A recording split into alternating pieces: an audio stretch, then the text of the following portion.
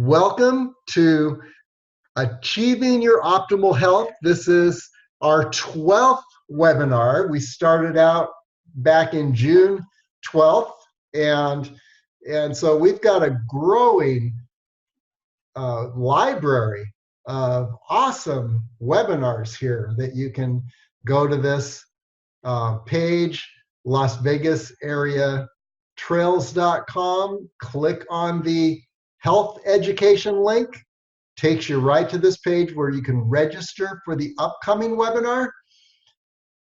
Or you can also click on any of these links here.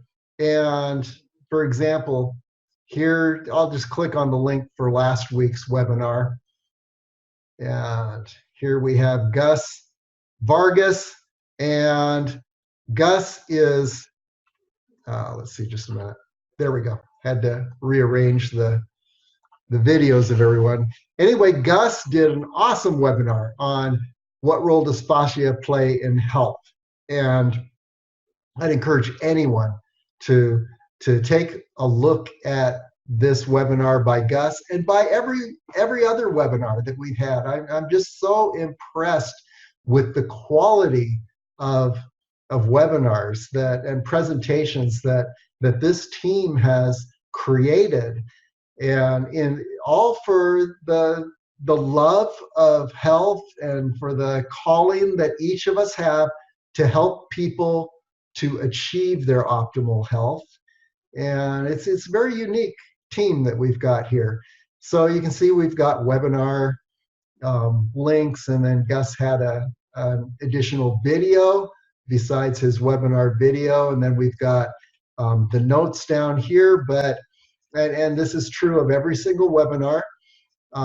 You go to the top of the page, and what you're going to find is the actual webinar replay video. And this is true of every single webinar of the 12 webinars that we've presented so far. So growing library, and very exciting to see it all developing. So tonight, our focus is staying power and the art of listening to your body. And I'm going to go ahead and start this presentation and set myself up here.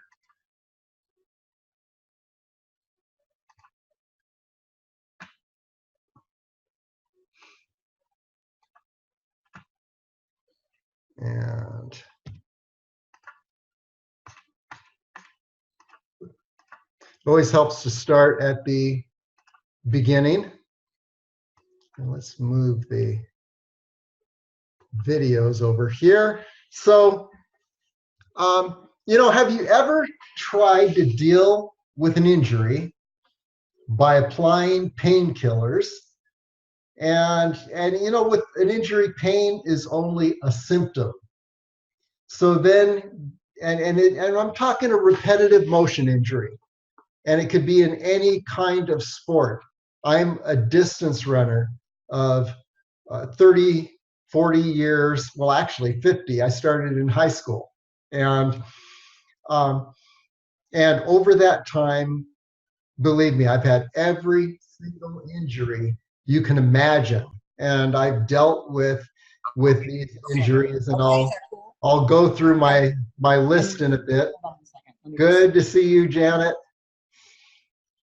Okay, so anyway, I've dealt with all these injuries, and what happens is typically with an injury, and I'll talk about my knee injury. It's come up again and again over the years, and it's been one of my worst injuries. And what happens is, at first, I'm thinking, wow, there's nothing wrong, and I'm in denial. And so I keep on running, and then, and maybe you guys can relate to this, where you've got a whole lot of momentum going in your sport, and so you just keep on doing it and deny that injury. And And then after a while, no, you can't deny it anymore. Every step is painful. Every movement is painful. So you go to a doctor and get an X-ray. And of course, when you go to the doctor, they immediately say, okay, you need to rest, because that's what the doctor needs to do. They can't tell you to keep working out, because then you can come back at them. You know, any health professional, they're going to say, you need to stop, you need to slow down, you need to rest. And since I'm not a health professional, I'm going to give an alternate way of dealing with an injury that doesn't involve slowing down. I'm going to give the argument why I feel that is the is a really valid way of dealing with an injury. So today's webinar is about injuries, repetitive motion or impact injuries.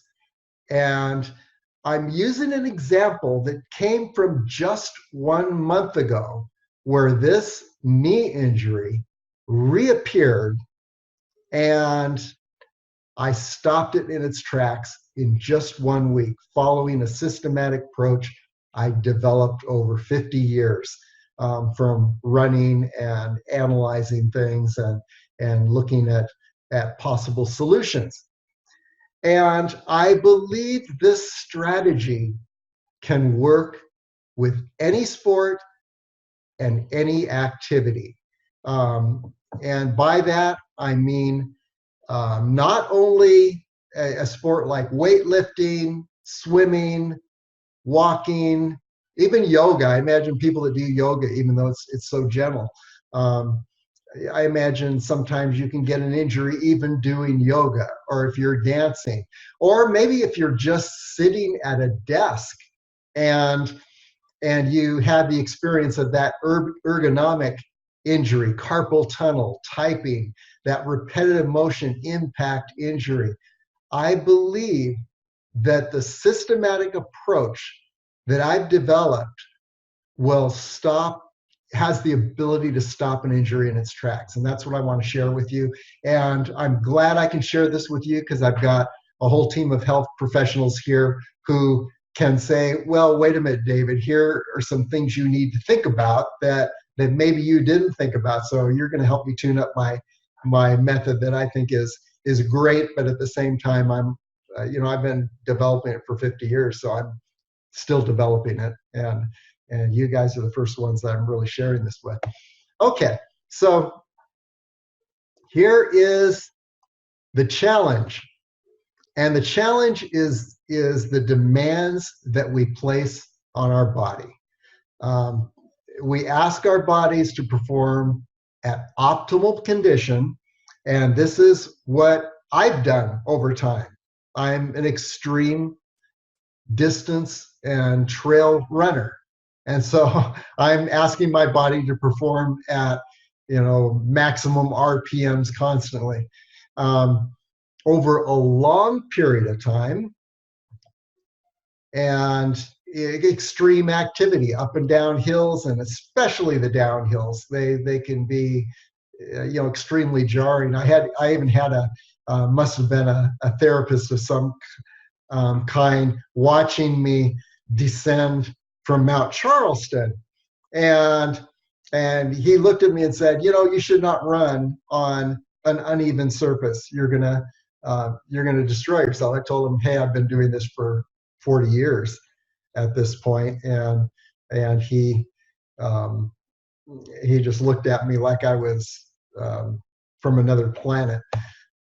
Anyway, what I believe is this 4-step injury I've developed to heal a sports injury will help lead anyone to a longer, more active, enjoyable life. You may not have sports injuries. You may not put your body through the things I put my body through.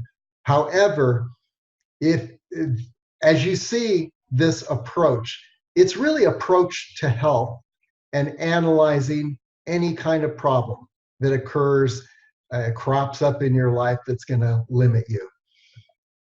Okay, so what to expect in this webinar, you're going to learn how to listen for warning signs of potential injury before an injury develops, how to respond to the warning signs of injury, how to accelerate your injury recovery,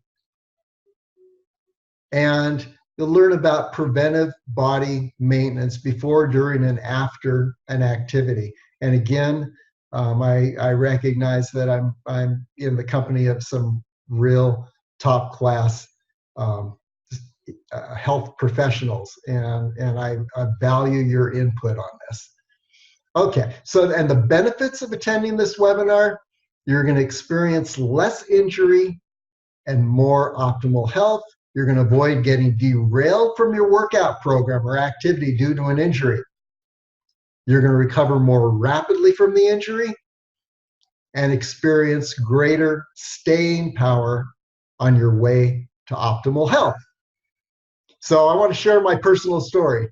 After 6 months straight, I don't know, I get into my running in the mountains and it just becomes almost an addiction, but I love it. And there's a wilderness spiritual aspect to it that really drives me.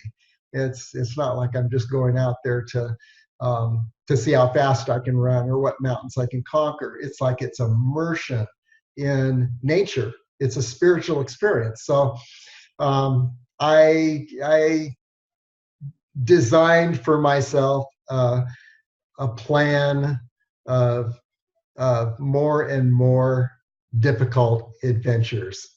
My main adventure is on Saturdays, and so 6 months weekly large trail adventures, 7 to 12 hours per adventure, reaching further and further because all the close places are I've gone, and now I have left, like going to the top of La Madre Mountain, um, doing the backside of Mummy Mountain, the hard side, and I just want to explore new areas.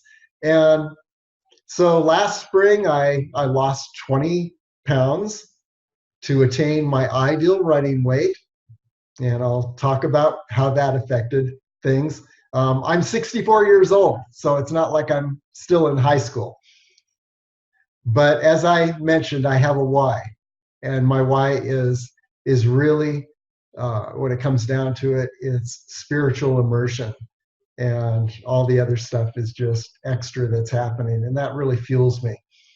So what happened is I really laid the groundwork for an injury, and as you can see, there's the knee, and so it is an old knee injury that emerged, and it had been the first time in 30 years that I'd had this. When I was in my 20s and 30s, it knocked me out of marathon preparation at that time, and it just very, very frustrating. So I'm thinking, here we go again. Will I lose all my conditioning again? There's nothing like, you're on a momentum, you're enjoying it, it's become a part of your life and you love it, but are you going to lose your conditioning? Will I lose my momentum? And then the missed opportunities. You know that in Las Vegas, and when you're talking about the higher mountains of Mount Charleston area, Spring Mountains, those are going to be snowed in by the end of September, maybe, definitely by the end of October, and that season is over. I want to get as much as I can there while I'm able. So missed opportunity. Will I lose the linchpin of my wellness, which is that spiritual immersion? And so, I went into self-blame.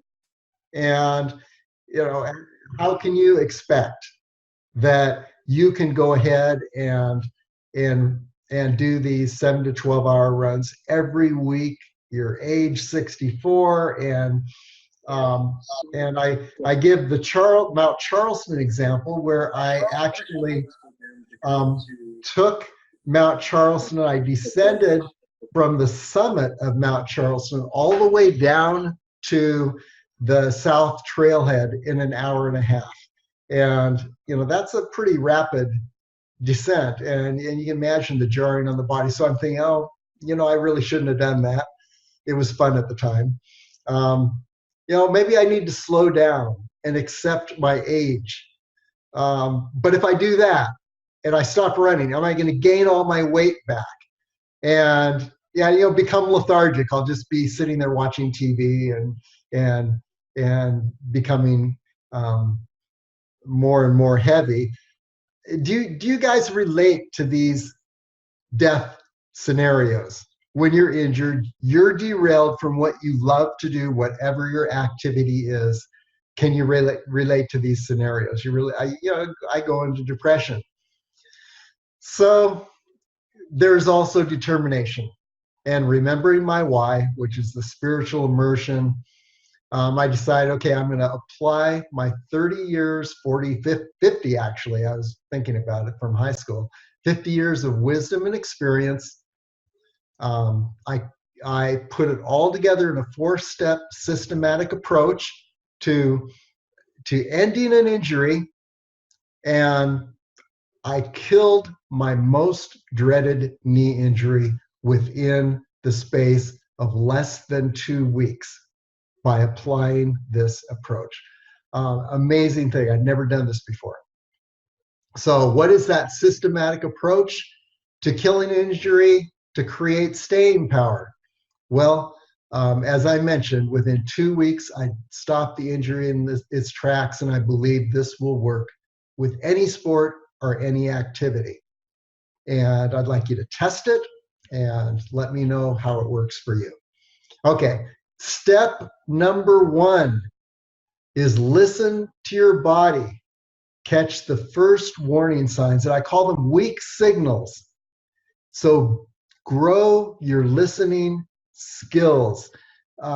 This whole approach, it may not work if you do like I used to do, deny the injury. It becomes internalized, and it's much harder to deal with at that point. So my listening skills over time have first of all, developing the ability to tell the difference between pain versus injury. Any kind of workout's going to involve pain, it's going to involve exertion, but there is a subtle difference sometimes at the very beginning of an injury, and you need to catch that moment. What's the difference between a traumatic versus a repetitive motion injury? And by that, I mean, like if you sprain your ankle, obviously traumatic, but there are other less obvious traumatic injuries. But a repetitive motion impact injury is much different. And you need to listen closely enough to your body to know the difference between those. I've developed such a sense of listening that I can remember going to a shoe store and trying on a pair of shoes for my next running shoes, and I actually broke into a sweat because they were wrong. Now the salesperson was saying, oh, they have all these features, fine, but when I started walking in them, and I was thinking, oh, they're all right, but my body broke into a sweat. My body was telling me that those shoes were wrong. And so when you're listening, you're not just listening with your mind, you're listening to your body. Your body's going to tell you things if you develop that sense. And a dangerous activity. I'm in the mountains a lot. I'm on the edge of cliffs, and I have a similar body reaction where I kind of break into a sweat if I know I'm in a bad place, and then I back off. That's why I've been able to do this for the last towards 50 years, and I've never had a traumatic accident up in the mountains. I've stubbed my toe in my bedroom, and it's been a really bad injury. but I've never had an injury up in the mountains. Kind of interesting. So learn how to listen closely to your body, unlock your body message. So why is this? Because you need to develop a sense of knowing that injury very, very early on, or this is not going to work. This only works if you catch it at the very beginning. Okay, so, and what I'm talking about is seizing the golden moment, before the injury is established, before a pain cycle develops. See, then you've got other things that are adding momentum to this injury. Before you have the mental internalization of that injury. And that's, there are times, there's a situation in which your mind can be telling you that you have this injury even after it's healed. Um, so you got to catch it early on so you don't deepen this into your mental thinking. So that's the first step, is listen to your body. The second step is identify, trace the injury to its cause and identify each of multiple factors that could be contributing to this energy. And let me share with you some of the factors. We're talking, Denise Thomas, about analyzing your sleep issues, and you have a list of things that you were thinking, okay, it could be this, it could be this. Develop your list. That's very important because it's seldom a single factor. So shoes are very important for me. That's a very important factor. Equipment, technique, and form. And I'm putting these in the order of how important they are for a distance runner, and I think for any sport. Stretching, meaning the kind of exercises that you do to help your body to be in a position where it can handle what you're asking it to do. The running surface, if you're a runner, if you're a walker, the surface you're on could be leading to an injury. Weight gain or loss. And what I mean by that, you think, well, weight gain, yeah, that's going to be a problem. Even sudden weight loss, because if you lose a lot of weight and you still do the sport that you're doing, that weight's going from somewhere. And it could be going from some, muscle mass. It could be, if you pull it off too quickly or too dramatically. So weight gain or loss. Nutrition. What kind of nutrition are you taking? Supplementation. Your mental and emotional or spiritual state of being is pretty vital. And are you in stress? And I've had situations where I've had a running back injury, and I traced it back, lower back injury. I traced it back to stress. I removed that stress, and my back injury went away. So that's a very valid reason. The level of exertion, notice how this is number 9, it's not number 1. Running 7 to 12 hours on a Saturday in the mountains, and you're thinking, oh, stupid, why are you doing so much? You're 64 years old, you'll only have yourself to blame. Well, what this last experience has shown me is it had very little to do with the level of exertion.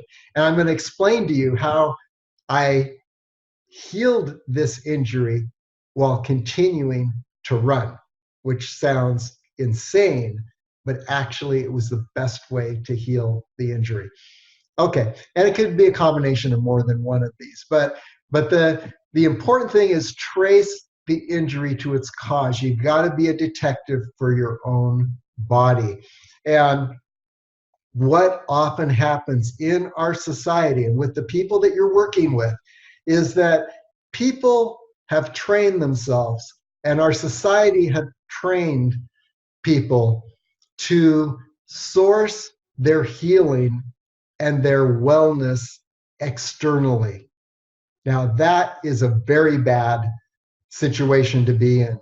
Because if you source it externally, what that means is you're depending on some health professional to tell you what's wrong and to heal you, or you're depending on some pharmaceutical, you're depending on something else outside of yourself to heal you, and you've given up your inner power to heal. And that, I think, is one of the most important things that a person can do, is keep your, source your healing and wellness internally. And that's why I developed these lists. This is what internal sourcing of healing looks like. So now I'm going to narrow down the possibilities as I worked with my knee injury, and this is what I found. The shoe EVA layer. I'm gonna share that with you in a moment. What do I mean by that? Sudden weight gain or loss. I think it was the loss of 20 pounds in the spring, right at the beginning of this mountain season. It helped to put me in a position of letting that injury occur. My technique. Now, this is truly powerful, and I think this is going to be revealing. My running technique. The level of exertion, yes, I was probably, I needed to back off a little bit. So let's talk about the EVA layer in the shoe. Okay, here's the EVA layer.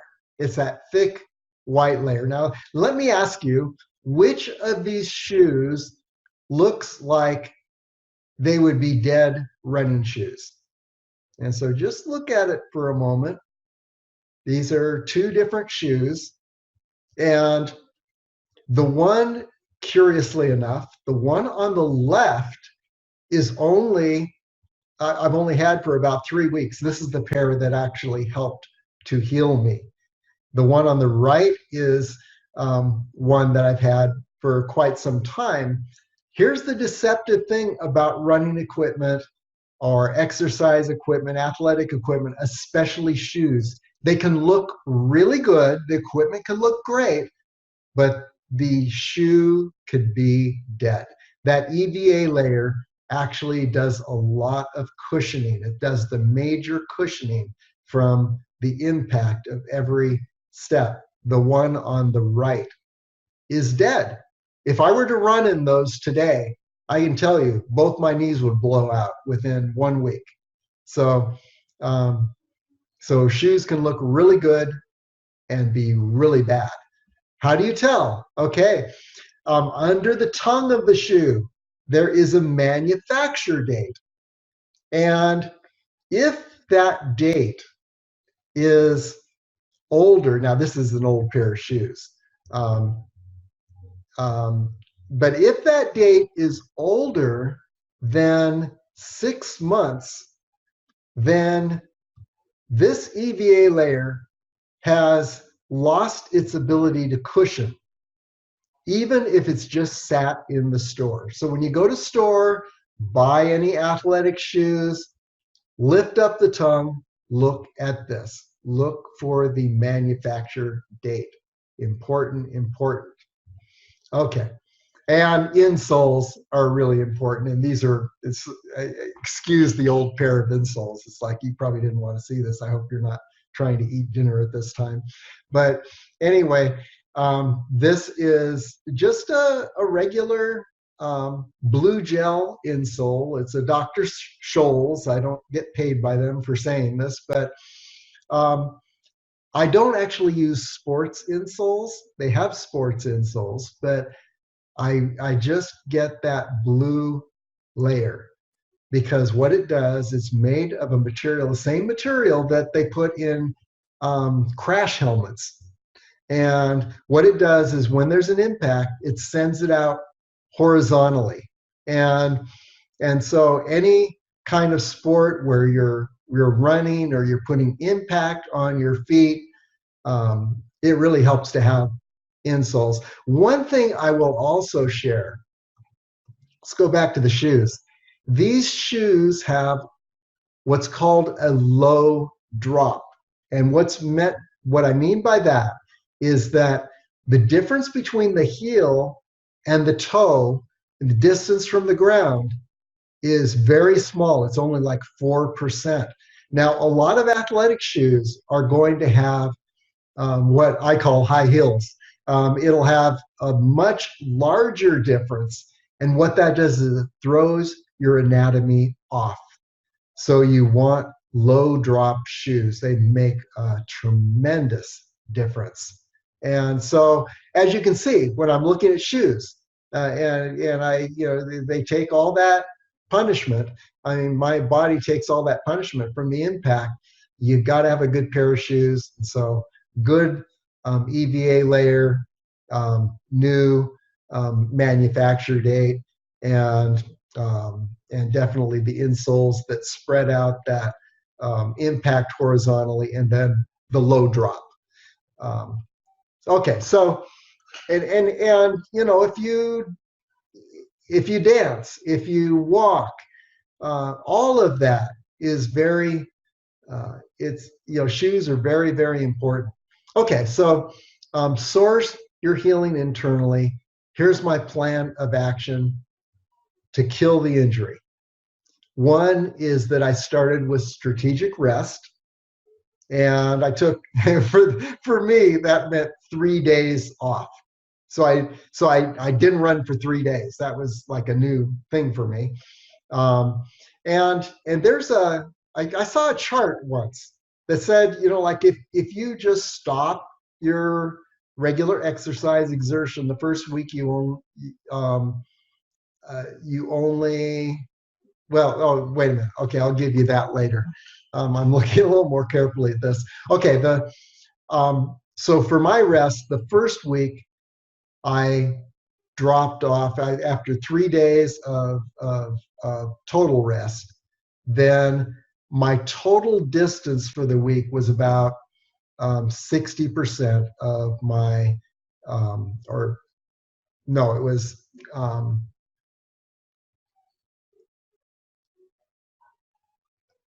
well, forget the percentages because I don't know what my brain was thinking when I wrote this, but I only ran 30% of, 60% total distance reduction. You can tell why I didn't go into a math career. Anyway, so I reduced my total distance by 60%. Now, if you can measure your total exertion in a week and work on that number, and for runners that would be like a total distance. For if you're doing yoga, or if you're doing tennis, it could be like the hours you're out on the court, whatever it is. But my strategic rest was 3 days off, and then the first week I took a 60% total distance reduction, reduce your exertion by 60%. The second week I reduced it by only 30%. So you see I'm building up already by the second week. Knee support.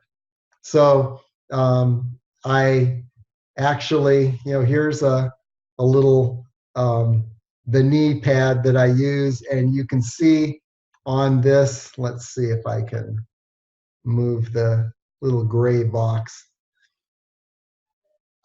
Okay, so this is the kind that wraps around, that really supports your knee. Notice there's a hole for the kneecap.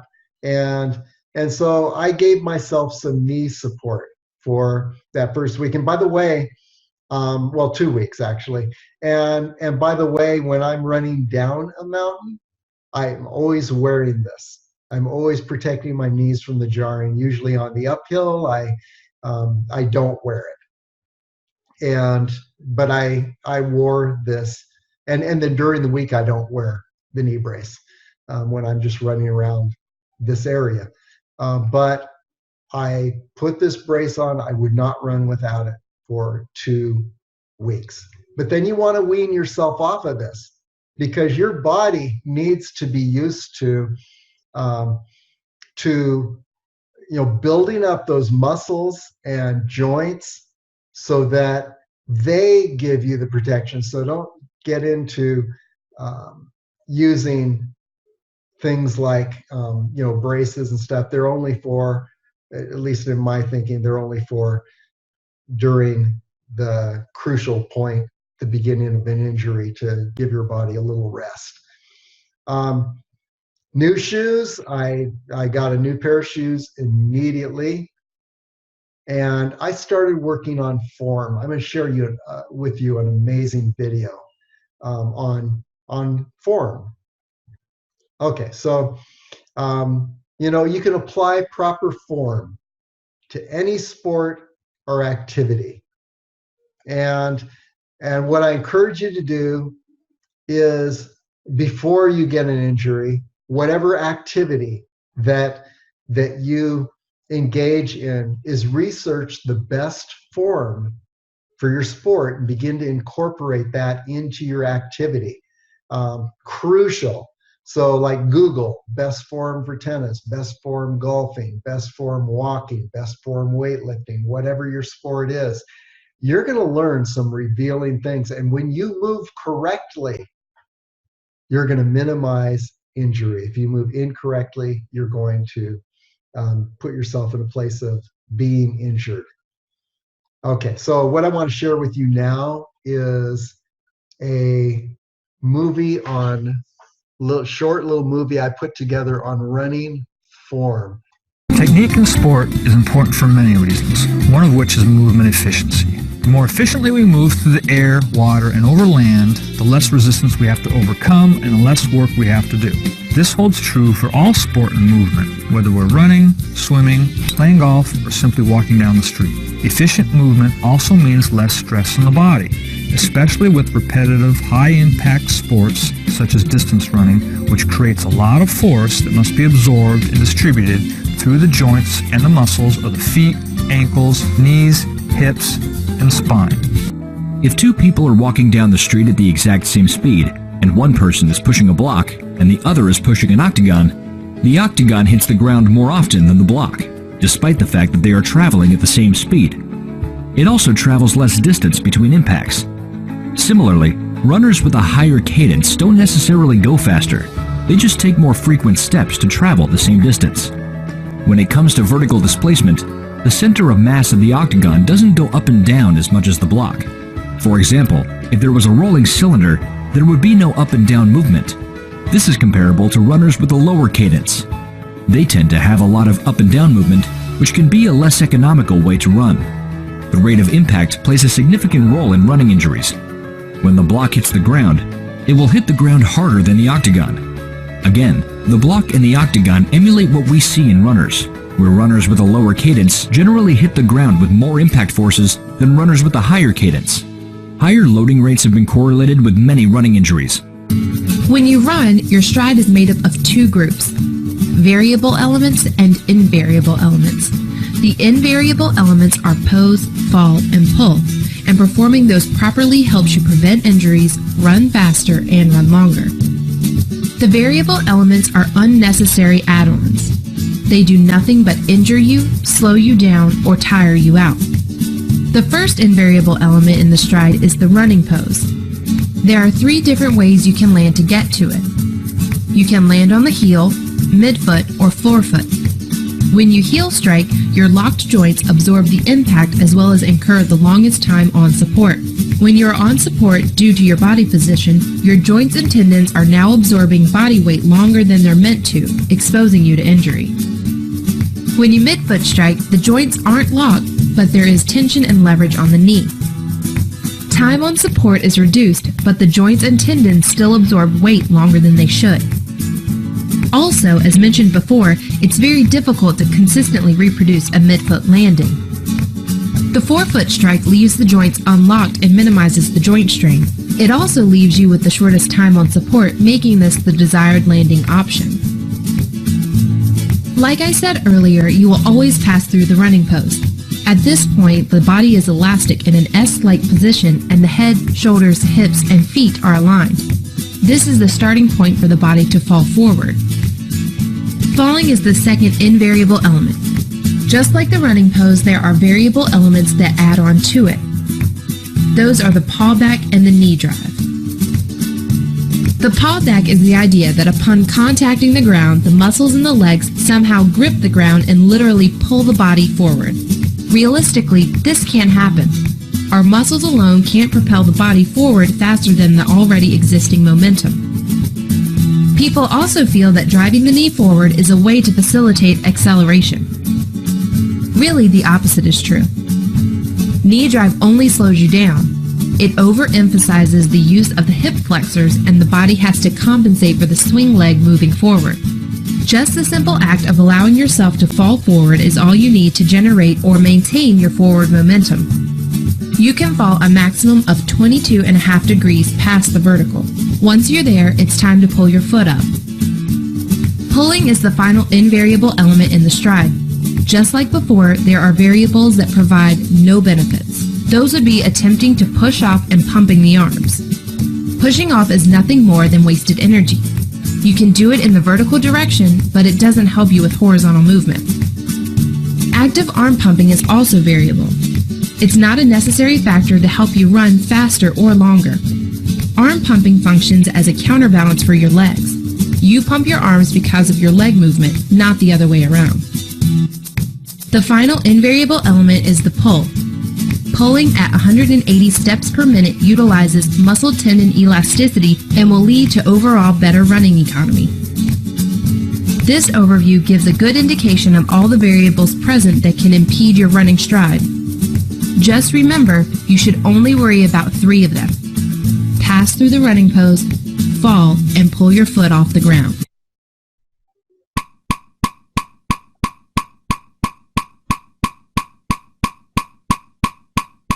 First of all, it works for any sport.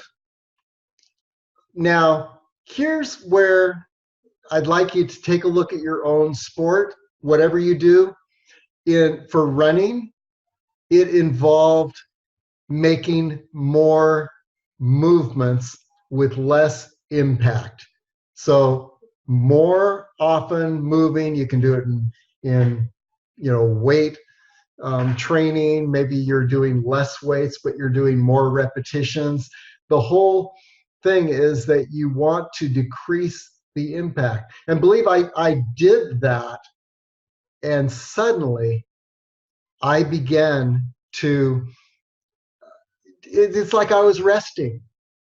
I would run for 7 hours, even 1 week after the knee injury, but because I was no longer aggravating that injury, it was like I was resting. In fact, it was better than resting, because what happens when you're still active is your pulse goes up. And when your pulse goes up, it's an indication that your blood's circulating more rapidly and you're oxygenating your system. What heals an injury? It's oxygen and blood circulation. Those are powerful healing factors. So if you just stop your sport and you say, okay, I'm going to rest until this injury is over, you're actually potentially hurting yourself. Now, if it's of course, remember, this is you caught your injury at the very beginning because you listened carefully. If you let it become established, all bets are off. But you catch it at the beginning, focus on form. And then, of course, you saw the this running form.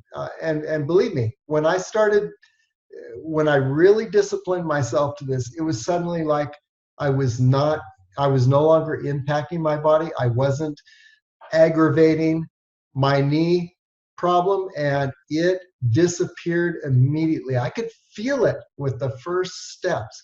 It was like I was still resting, and it was better than resting, as I mentioned. And so when you Google technique for whatever sport or activity you're engaged in, even if it's sitting at a desk and typing, you will find that a proper form is one of your most powerful cures for an injury. Okay, so there are 4 phases to incorporating the best form. So, you know, I'm running a certain way that I've been doing for years and years and years. Okay. And I'm doing it unconsciously, incompetently. I don't know what I'm doing wrong. And so that's the first phase, unconscious incompetence. The second phase is, okay, I looked at the videos, I began to realize, oh wait, there's another way, there's another form, and now I got to relearn all this. So I became conscious of what I was doing wrong. Then I reached a point of conscious competence where I'm looking at every step, and you saw the 180 beats a minute, beat, beat, beat, beat, beat, beat, beat. You think you're stepping a lot more rapidly than you're used to. So I became conscious of that, but I began to be competent.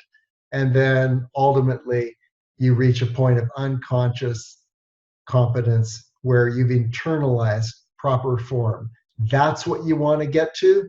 You want to progress as rapidly but correctly as you can. You don't want to practice, otherwise you're practicing the same mistakes over and over again. You don't want to ever get into that because you're just aggravating that injury, and pretty soon, yes, you will be unable to walk. But this 64-year-old person can run in the mountains 12 hours after having this worst knee injury in his life and just 1 week after having that injury, because I caught it quickly, I changed my form, I got a new pair of shoes, I got the proper protection, the proper equipment, and the other issues that I mentioned. I took care of them systematically, killed the injury in less than 2 weeks.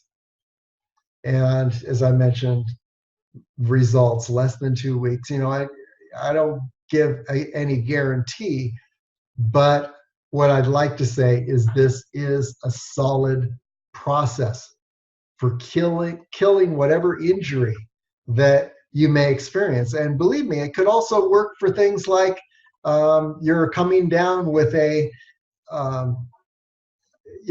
cold or a virus. You can create a systematic approach for healing yourself, because remember, you're sourcing your healing internally, not externally. So, and this is my injury track record.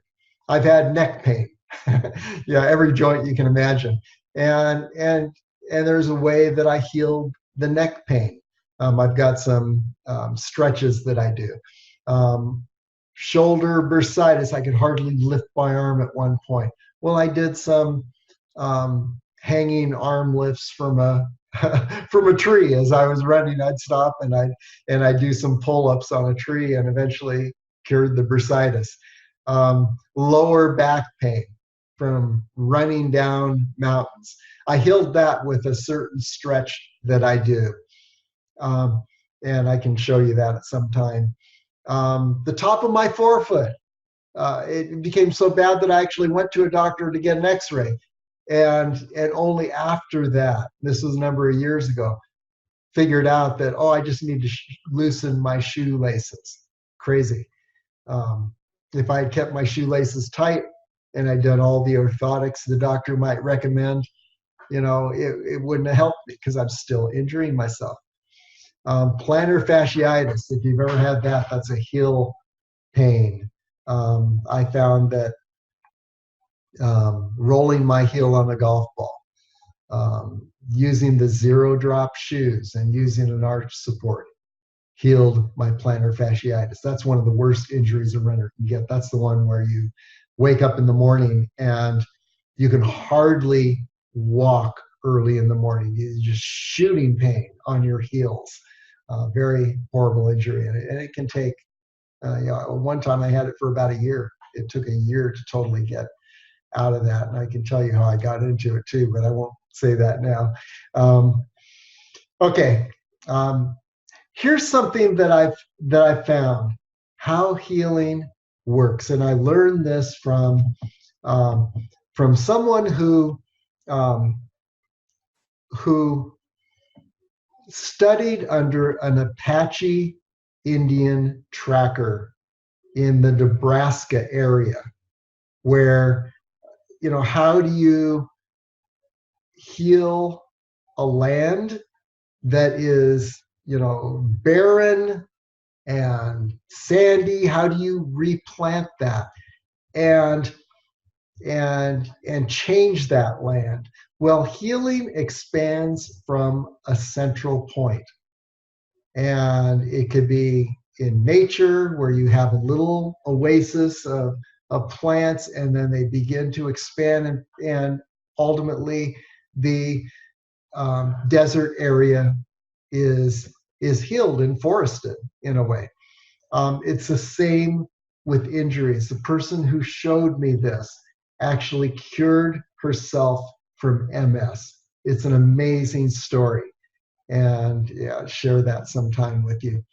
But um, understanding how healing works is very important to healing injuries. And if you can create healing in one area of your body, that can expand to other areas. And just a philosophy here. Try it out. Okay, additional injury avoidance tips, and be consistent versus a weekend warrior. If you're skipping a day, at least take a 15-minute walk. It's better than skipping days. Park in the furthest spot away, or 1 mile away. Use stairs instead of an elevator. Follow the 10% rule when increasing conditioning. Never, remember, you take your whole week, distance or exertion, and the next week, if you're on the increase, do not increase by more than 10% over what you did the previous week, or you're setting yourself up for an injury. Attain your ideal weight. What is your ideal weight? Do you know that number? You could be below your ideal weight, you're going to be in trouble. You could be above your ideal weight. And the way I assessed that was through extreme workout performance. And I measured how my body felt on the trip around Mount Charleston, 18 miles, 4,000 feet elevation gain, or probably 6,000 by the time you're done going up and down and up and down. How long did it take? And did I get exhausted easily? And how quickly did I recover? And the answer for me was that I do the best at 155 pounds. Everyone has an ideal weight. Test yourself, find that ideal weight. Well, I'm going to go ahead and stop the presentation now. I had more things to share. You can look on the slides on my blog page, but what I'd like to do is open this up for questions now and comments. I want to hear your comments, and I know I've got some people that are more advanced and professional in health than I am. I just figured these things out through trial and error. But go ahead. Anyone have a question or a comment that you'd like to share? Well, I do about the form with runners. I know over the years of treating different overuse issues with the foot and lower leg, it's been difficult for people to change their form. So I think, you are very dedicated, the most dedicated that I've seen as far as, with certain runners. Some of them are weekend warriors as well, but, that must be so difficult. People do tell me how difficult that is. Well, it is. And when you saw the diagram, or that video where it was showing that you propel yourself forward by like a 20-degree fall with every step, I still don't have that one down because I can't figure out how to fall 180 times in 1 minute. Or just I haven't mastered that one yet. But just being aware of it. I'm consciously incompetent at this point and still working on it. But I can say that with applying some of this and applying a certain way of going uphill, I have made the incline of Mount Charleston all but disappear. and I actually gain energy as I'm on the rise. And um, instead of being tired and exhausted and thinking, oh my God, how am I going to get up this mountain? And I'm so tired. No, I actually gain energy because I'm utilizing my body differently, and I'm ascending differently with every single step. And it's a very simple thing, but I won't get into it now, but it has to do with form. Okay, any other questions?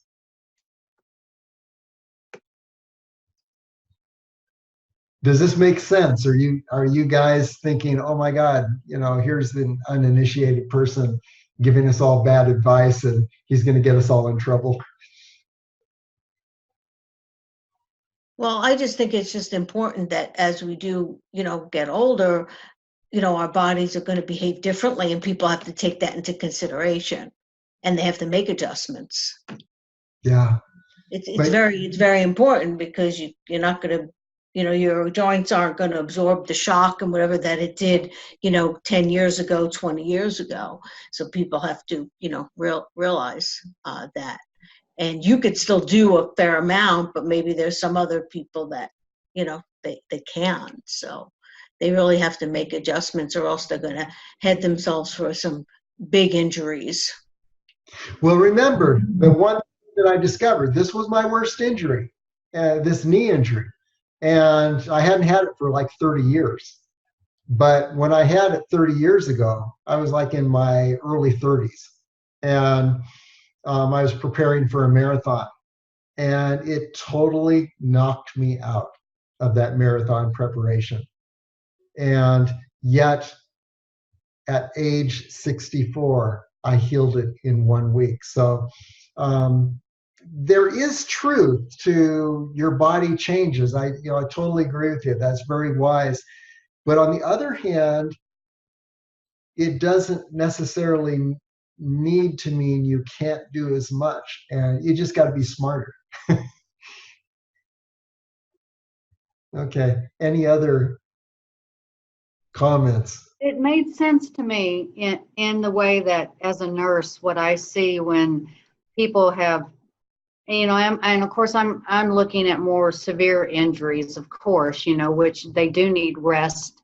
But just taking into consideration, if somebody is laying in bed for 1 day, it still takes a longer recovery period to get back to where you were. So now, say if you're laying in bed for a week, it may take you a month to get back to, when you start activity, back to where you even have the strength to do what you were doing. So, I can see where, if it's not a severe injury, that in order to not lose strength, which would amount to you maybe even losing more of your ability and take longer to heal on something minor.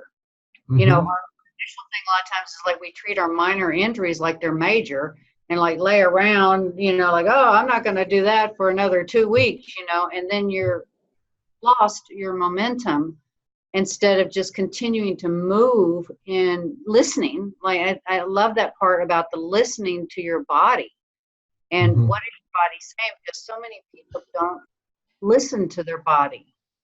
They have something else going on in their mind about how they're going to handle it or what they're going to do, but they're not listening to, what is my body telling me? There were so many different aspects to what you were saying, the shoes and the endurance and all these lists, that you make related to why are you having that. And it was making me think about my muscle checking. And if they do it all day long, my back starts kind of hurting up high. And I've been evaluating what's going on with that. And I think it's the chair I'm sitting in, Mm-hmm.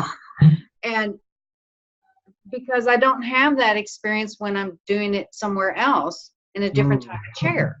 So, it did give me a lot of things to think about and start listing what could be the possible cause of it. And Yes. and then to adjust that. So that was, for me, was very good to hear. As a health professional, any health professional, you're going to have people come to you that have these ongoing established injuries and problems.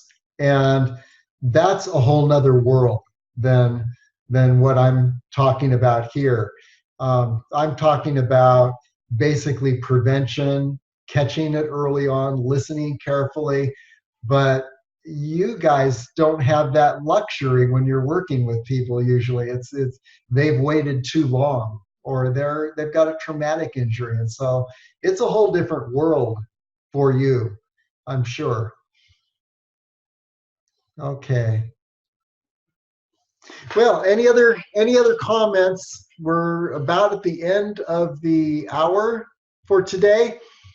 And so what I'd like to encourage you to do, well, let's before we take off, I'd just like um, to announce our speaker for next week is Dr. Angela Carlson. And her presentation is What Labs Are Essential. Angela Carlson is a naturopathic physician, and this is one of the first things she does when she has a patient. She's analyzing their condition, and she'll look at various labs, and there are labs that are not essential and that people waste their money on, I'm sure. And there are labs that you really need. Dr. Angela knows the difference. Do you want to share anything else about your approach to labs?